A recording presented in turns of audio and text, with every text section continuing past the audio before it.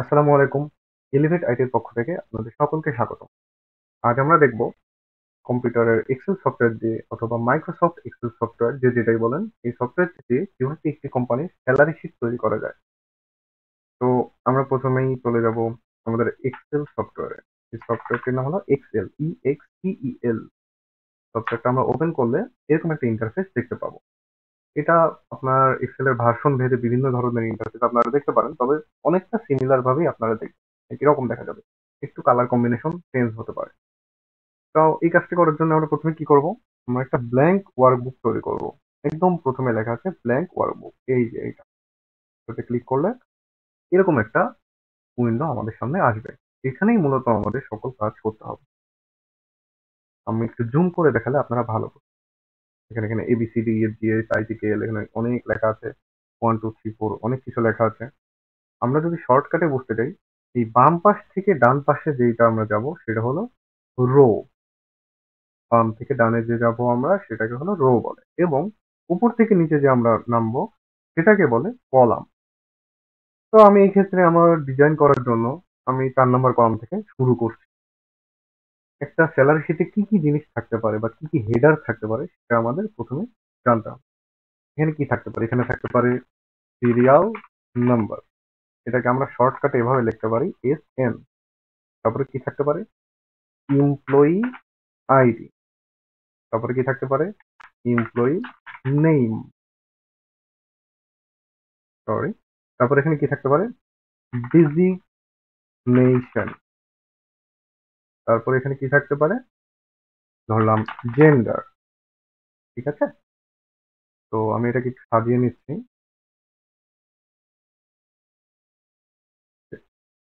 এখন আমরা এখানে আমাদের ডাটা বসাবো। আমাদের ডাটা বসানোর আগে আমরা এই শীটটাকে আরো একটু এক্সটেন্ড করে নিই। এক্সটেন্ড করার জন্য আমাদের এখানে আগে আমরা ডাটাটা বসায় নিই। ডাটার জন্য আমরা এখানে সিরিয়াল নাম্বারের জায়গাতে দিলাম সাপোজ 1, এমপ্লয়ের আইডি ধরলাম 101, এমপ্লয়ের নেম ধরলাম রহিম। তার ডেজিগনেশন কি হতে পারে, ধরলাম সে মার্কেটিং এ কাজ করে। তো জেন্ডার কি, মেইল। তারপরে ধরলাম আমাদের 2 নম্বর সিরিয়ালে তার এমপ্লয় আইডি 102, তার নাম হলো করিম, তার ডেজিগনেশন হলো IT অফিসার, সে হলো মেইল। তারপরে ধরলাম এখানে 3 নম্বর জন আছে, 3 নম্বরের জনের নাম কি, 3 নম্বর জনের আইডি হলো 103, তার নাম হলো সলিম, তিনি হলেন সেলস ডিপার্টমেন্টে আছেন, তিনি মেইল। 4 নম্বর জনকে নিলাম, আমরা এখানে আপাতত 5 জন নিয়ে কাজ করবো, আমি চিন্তা করছি। 4 নম্বর জনের এমপ্লয়ি আইডি হলো 104, তার নাম দিলাম সাপোজ, আমরা একটা মেয়ের নাম চুজ করি। মেয়ের নাম দিলাম, কি নাম দেওয়া যায়, মেয়ের নাম দিলাম কণা। তার ডেজিগনেশন কি, সে হলো রিসিপশনিস্ট। রিসিপশনিস্ট বানাতে সম্ভবত ভুল দিয়েছে, রিসিপশনিস্ট। তার জেন্ডার কি, ফিমেল। লাস্ট আরেকজনকে আমরা ডাটা নিই, আমরা ধরলাম আমাদের কোম্পানিতে 5 জন এমপ্লয়ি আছে। তো লাস্ট জনের ডাটা নিলাম, তার এমপ্লয়ি আইডি 105, তার নাম দিলাম আমরা আহ, সখিনা। সখিনা, সে কিসে কাজ করে, ধরলাম সে কাজ করে হলো HR অথবা অ্যাডমিন ডিপার্টমেন্ট। আমরা এটাকে শর্টকাটে অ্যাডমিন ডিপার্টমেন্টে লিখতে পারি। সে হলো ফিমেল। আমরা এখন এর সাথে কি কি জিনিস অ্যাড হতে পারে সেইটা দেখে নিই।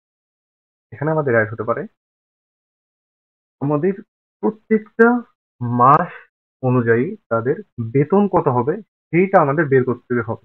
সেটা বের করার জন্য আমাদের কি কি জিনিস লাগতে পারে আমরা সেটা একটু চিন্তা করি। আমাদের প্রথমত এখানে লাগবে আমরা কোন মাসের জন্য কাজ করছি। আমরা অ্যাডভান্স পর্যায়ে গেলে আরো অনেক শর্টকাট উপায় দেখতে পারবো, বাট এই মুহূর্তে আমি নর্মালি অ্যাজ ইউজুয়াল যেভাবে করে সেভাবেই দেখা। এখানে আমি দিয়ে দিলাম আমাদের এই মাসের নাম হলো অগাস্ট, AUGUST। অগাস্ট, অগাস্ট মাস হলো 31 দিন। সাপোজ আমি এখানে অগাস্ট না লিখে আমি দিয়ে দিলাম টোটাল ডেজ ইন মান্থ। কত ডেজ আছে আমাদের, 31 দিন। এই 31 দিনের হিসাব আমাদের করতে হবে। এখন 31 দিনের মধ্যে আমরা যদি আম, এই মাসের ক্যালেন্ডার দেখি, অগাস্ট 2025 ক্যালেন্ডার, তাহলে আমরা কি দেখতে পারবো, এই মাসে উইকেন্ড কয়টা আছে। ধরলাম আমাদের কোম্পানির উইকেন্ড শুধু শুক্রবারে, তাহলে এখানে আমাদের শুক্রবার কয়টা আছে, 1, 2, 3, 4, 5, 5টা উইকেন্ড আছে আমাদের এই কোম্পানিতে এই মাসের জন্য। তো সেই ক্ষেত্রে আমরা এখানে টোটাল উইকেন্ড ব্র্যাকেটে লিখে দিলাম 5। আমরা এখানে ব্র্যাকেটে না লিখলেও সমস্যা নেই, কারণ আমরা যেহেতু শর্টকাটে এটা করতেছি, বর্ডকাটে এটা করতেছি, তো খুব ইজিলি ভাবে আমি দেখানোর চেষ্টা করব। আমি একটু ছোট করে নিই। এখানে আর কি থাকতে পারে, এখানে আরো থাকতে পারে total working days. Total working days হলো সেই ডে যে কয়দিন আমাদের এখানে কাজ করতে হবে, অ্যাকচুয়ালি আমাদের এমপ্লয়িরা এখানে কাজ করবে। আমরা এটাকে র্যাপ করে নিচ্ছি। হুম। তো এখানে টোটাল ওয়ার্কিং ডেজ আমরা কিভাবে বের করব, আমাদের উইকেন্ড আছে 5টা। উইকেন্ড সবসময় ক্যালকুলেট হবে ওয়ার্কিং ডেজ হিসেবে, মানে আমরা এক মাসের মধ্যে অবশ্যই 5 দিন ছুটি কাটাবো, কিন্তু সেই দিনের স্যালারিও তো আমাদের কোম্পানি দিবে, তাই না? সেক্ষেত্রে আমাদের এই টোটাল উইকেন্ড, এটা কিন্তু আমাদের ক্যালকুলেশন হবে। তাহলে আমাদের total weekend days, working days বের হবে। আমরা যদি এখানে 31 লিখি এবং এখানে 5 লিখি, তাহলে আমাদের টোটাল ওয়ার্কিং ডেজ অ্যাকচুয়ালি কত আছে, 26 দিন, তাই না? 26 দিন আছে। আমরা এখানে আরেকটা জিনিস লিখবো, সেটা হলো টোটাল লিভ। টোটাল লিভ হলো, সাপোজ আমার ছুটি লাগবে, ছুটির জন্য আমি কি করলাম, আমি দরখাস্ত দিয়েছি, আমাকে ছুটি দেওয়া হয়েছে 3 দিনের। তো আমি এখানে 3 দিন লিভ ছিলাম, 3 দিন লিভ ছিলাম। এই লিভ জিনিসটা একরকম এবং আমার টোটাল অ্যাবসেন্ট জিনিসটা আরেক রকম। আমি এখানে আপাতত আমার লিভ 0 দিয়ে দিচ্ছি, আমি এখানে কোনো ছুটি নেইনি, আমি এখানে টোটাল অ্যাবসেন্ট ছিলাম। অ্যাবসেন্ট ছিলাম কয়দিন, 3 দিন। আচ্ছা, তাহলে আমার এখানে টোটাল প্রেজেন্ট কত বের হবে, আমার টোটাল ওয়ার্কিং ডেজ ছিল 26 দিন। 26 দিন থেকে আমি 3 দিন ছিলাম না, তার মানে আমার টোটাল কাজ করেছি 23 দিন। 26 দিনের মধ্যে আমি টোটাল কাজ করেছি 23 দিন। তো আমরা এই জিনিসটা একটু শর্টকাটে বের করতে পারি। শর্টকাটে বের করার জন্য এটা কিভাবে বের করতে পারি এটা আমি দেখাচ্ছি। এই যে 26 লেখা, এই 26-এর জায়গায় আমরা এখানে একটা ফর্মুলা ইউজ করতে পারি। কি ইউজ করতে পারি, এখানে আমাদের is equal to 31 minus 5, intersect দিলে এখানে আমাদের 26 চলে আসবে। আমি এটা এখানে কিভাবে করলাম, আমি যদি এখানে এভাবে দিই, এটা অটোমেটিক্যালি ক্যালকুলেশন হয়ে যাবে। আমরা যদি এখানে 5-এর জায়গায় 6 লিখি, তাহলে কিন্তু এটা চেঞ্জ হবে না। আচ্ছা, এটা আমরা আরো একভাবে করতে পারি। কিভাবে,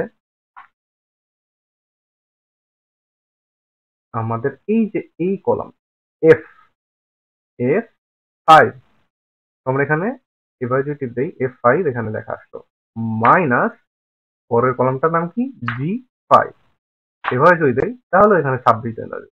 এই ক্ষেত্রে আমরা যদি এখানে 5-এর জায়গাতে চেঞ্জ করে ধরলাম আমাদের উইকেন্ড আছে সপ্তাহে 4টা, তাহলে আমাদের টোটাল ওয়ার্কিং ডেজ কিন্তু অটোমেটিক এখানে ক্যালকুলেট। দেখুন আমি এখানে চেঞ্জ করছি, কিন্তু এটা চেঞ্জ হয়ে যাচ্ছে এই জায়গাতে। মজার না? আচ্ছা, এখন আমাদের টোটাল প্রেজেন্ট ডেজ আমরা 23 দিন পেয়েছিলাম। যেহেতু এই মাসের জন্য সবার সেম, সেহেতু আমি এটা শর্টকাটে এটা করে নিচ্ছি। আমাদের টোটাল ওয়ার্কিং ডেজ 26 সকলের জন্য। টোটাল লিভ, টোটাল প্রেজেন্ট এখানে দেওয়া আছে, টোটাল অ্যাবসেন্ট দেওয়া আছে। ওকে, এখানে আমরা আরো কয়েকটা কলাম অ্যাড করব। টোটাল স্যালারি, ধরলাম রহিম নামের যে এমপ্লয়ি আছে তার টোটাল স্যালারি হলো 20,000 টাকা। সেখান থেকে আমাদের বের করতে হবে পেইড স্যালারি। পেইড স্যালারি, এই জিনিসটাই আমাদের মেইন। আমি এই ঘরটাকে একটু হাইলাইট করে দিচ্ছি, সবুজ হাইলাইট করে দিচ্ছি। এই জিনিসটাই আমাদের মেইন।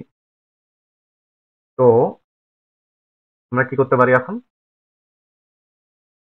আমাদের 26 দিন কাজের জন্য রহিম পাবে 20,000 টাকা। তাহলে রহিম তো 3 দিন অ্যাবসেন্ট ছিল, 3 দিনের টাকা অবশ্যই তার কাটা হবে, তাই না? সেক্ষেত্রে রহিম কত টাকা পেতে পারে সেটাই আমাদের বের করতে হবে। আমরা বাকিদের ডকুমেন্টটাও এখানে ডাটাগুলো বসায় নিচ্ছি। যেমন করিমের ক্ষেত্রে টোটাল লিভ নাই, এখানে ধরলাম কেউ কোনো লিভ নেয়নি,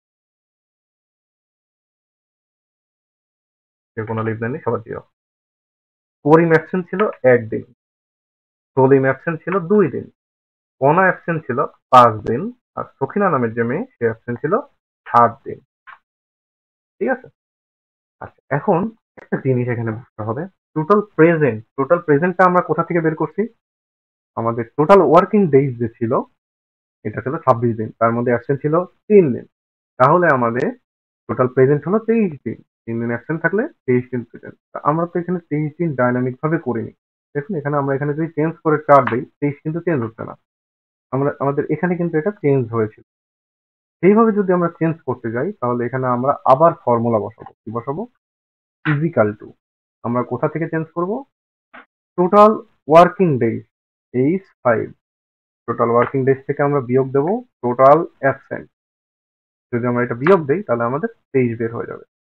সেম ভাবে আমরা যদি এখানে টান দিই, দেখুন সবারটা অটোমেটিক এখানে ক্যালকুলেট করা হয়ে যাবে। আমরা কিন্তু প্রত্যেকটা ঘরের জন্য আলাদা করে বসাতে হচ্ছে, আপনি হিসাব করে দেখতে পারেন তাহলে। 26 থেকে 7 বিয়োগ দিলে 19, 26 থেকে 5 বিয়োগ দিলে 21, 26 থেকে 2 বিয়োগ দিলে 24, এভাবেই যাবে। আচ্ছা, এখন আমাদের সব থেকে বড় ক্যালকুলেশন যেটা সেটা হলো পেইড স্যালারির ক্যালকুলেশন। পেইড স্যালারি ক্যালকুলেশনের ক্ষেত্রে জিনিসটা কেমন হবে? আমাদের পেইড স্যালারি বের করতে গেলে আমাদের এটার সূত্রটা জানতে হবে। এটার সূত্রটা কেমন সেটা আমি আপনাকে বলে দিই। প্রথমত আমাদের সূত্র এইরকম, আমাদের টোটাল যে স্যালারি আছে এটা থেকে আমাদের প্রতিদিনের স্যালারি বের করতে হবে, ডেইলি স্যালারি। ডেইলি স্যালারি বের করতে গেলে আমাদের কি করতে হবে? 20,000 দিয়ে 26কে আমাদের টোটাল ওয়ার্কিং ডেজকে ভাগ দিতে হবে। তো আমরা ইজিক্যাল টু এখানে একটা ব্র্যাকেট দিলাম। ব্র্যাকেটটা কেন দিয়েছি এটা একটু পরে বুঝি। ব্র্যাকেট দিয়ে আমরা 20,000-এর L5 এই ঘরেটি ক্লিক করলাম, ভাগ টোটাল ওয়ার্কিং ডে। এভাবে যদি আমরা দেই, আমরা যদি এটা টিপ দিই তাহলে আমাদের বের হবে 769 টাকা। এটা হলো আমাদের প্রতিদিনের স্যালারি, কিন্তু একদম এখন আমাদের বের করতে হবে তার এক মাসের কত টাকা সে পেমেন্ট পাবে। সেক্ষেত্রে সে কতদিন প্রেজেন্ট ছিল? 23 দিন প্রেজেন্ট ছিল। তো আমরা এই প্রতিদিনের স্যালারির সাথে যদি আমরা 23 গুণ দিয়ে দিই, দেখুন উনি 17,692 টাকা 30 পয়সা আমাদের এখান থেকে পেমেন্ট পাবে। এভাবেই আমরা এটা বের করতে পারি। তো এখন আমরা আরো কিভাবে বের করব? ধরলাম করিমের বেতন 25,000 টাকা, সলিমের বেতন 15,000 টাকা, কনার বেতন 22,000 টাকা, আর সখিনার বেতন 30,000 টাকা। আমরা কিন্তু এই ঘরের সাথে অলরেডি এখানে ক্যালকুলেশন করেছিলাম। এখানকার আমাদের ক্যালকুলেশনটা কি ছিল? L5, এই যে আমাদের এল কলাম, এটার থেকে টাকার থেকে টোটাল স্যালারি থেকে আমরা টোটাল ওয়ার্কিং ডেজটা ভাগ দিয়েছি এইটুকু। ঠিক আছে? এইটুকু যদি আমরা ধরি এটা হলো একদিনের স্যালারি। এর সাথে আমরা টোটাল প্রেজেন্ট যে দিন সেটা বের করেছিলাম। কিন্তু এখানে আমি যদি 23 দিয়ে গুণ করি তাহলে কি আমার ক্যালকুলেশনটা ঠিক হবে? অবশ্যই সেটা ঠিক হবে না, কারণ আমার এক একজনের প্রেজেন্ট এক এক রকম আছে। সেক্ষেত্রে আমার এখানে 23টা কেটে টোটাল প্রেজেন্টের ঘরে ক্লিক করতে হবে, এটা কি A5। সেক্ষেত্রে দেখেন সেম রেজাল্টটা আমাদের চলে আসে। আমরা যদি এখানে ক্লিক করি এবং একটা টান দিই, দেখবেন সকলের প্রতি মাসে যেই স্যালারিটা পাওয়া উচিত সেটা এখানে সুন্দরভাবে বের হয়ে চলে আসে। আমি এখানে মাত্র 5টা ডাটা নিয়ে কাজ করেছি, কিন্তু একটা কোম্পানিতে অনেক মানুষ থাকতে পারে, সেক্ষেত্রে 5জনও থাকতে পারেন। সাধারণত 5জন থাকেন না, বললাম 10জন থাকেন। 10 থেকে শুরু করে 1 লক্ষ, 2 লক্ষ, 10 লক্ষ মানুষও থাকতে পারেন। এভাবে আমরা একটি স্যালারি শিট তৈরি করতে পারি। আমরা যদি এক্সেল শিট সম্পর্কে আরো বিস্তারিত জানতে চাই, কিভাবে আরো অ্যাডভান্স কাজ করতে হয়, অবশ্যই এলিভেট একাডেমির কোর্স আপনাদের করা উচিত। সকলকে ধন্যবাদ।